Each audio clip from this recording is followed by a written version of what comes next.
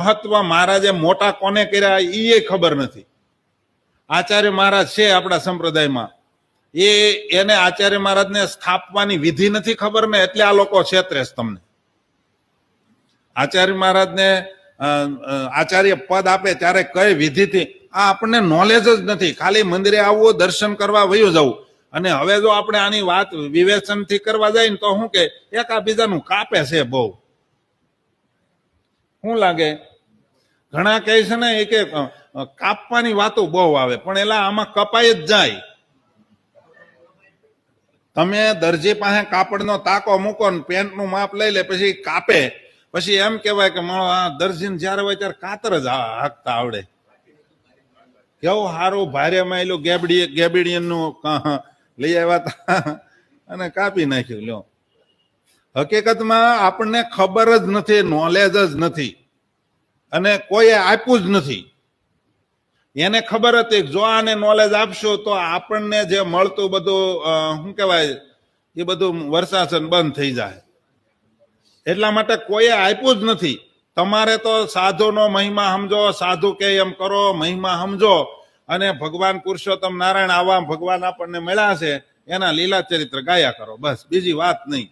તમારા ગ્રહસ્થને તો મહિમાથી જ કલ્યાણ થાય, એટલે એમ જ કે તો ગ્રહસ્થ નિયમ પાળવાના જ નહીં. બધોય વિધિ વિધાન છે.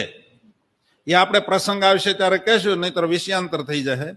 આપણે એને લેવાનું જ છે, ધીરે ધીરે બધું લેવું છે, જીવતા હશું તો. બરાબર ને?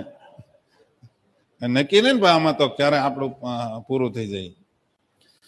સૂર્યના તડકામાં તપેલી વ્યક્તિ જો તરત વિશ્રાંતિ કર્યા વિના સ્નાન કરે છે તો તેની દ્રષ્ટિ મંદ પડી જાય છે અને માથામાં પીડા થાય છે. જો શાસ્ત્રએ અરે વિજ્ઞાનને વણી લીધું. હારો કેવું આ હેમાં લખ્યું છે, નીતિવાક્ય અમૃતમાં લખ્યું છે. એટલે તરત જ સ્નાન કોઈ દિવસ ન કરાય, કારણ કે સૂર્યમાં તપે. પછી જો તમને ખબર હોય તો તમે જો કે જોતા જો, મેં 1-2 વાર જોયેલું છે. ઓલા યોગી ઓલા રામદેવજી મહારાજ યોગા કરાવે ને ત્યારે થોડી વાર પસીનો વળી જાય, કસરત કરે, પસીનો વળે ને એટલે સીધું સ્નાન કરવાનું ના પાડે. સમજ્યા? પસીનાને થોડો ફૂંકાવા દેવાનો, પછી સ્નાન કરવાનું. તમારા છિદ્રો જે ખુલ્યા હોય ને પાછા દબાઈ ન જાય, એના માટે થઈને બધું શાસ્ત્રમાં બધું જ કીધું છે. પછી કાસાના પાત્રમાં ઢાકેલું જળ, સાંભળજો, કાહામાં તો સમજો ને,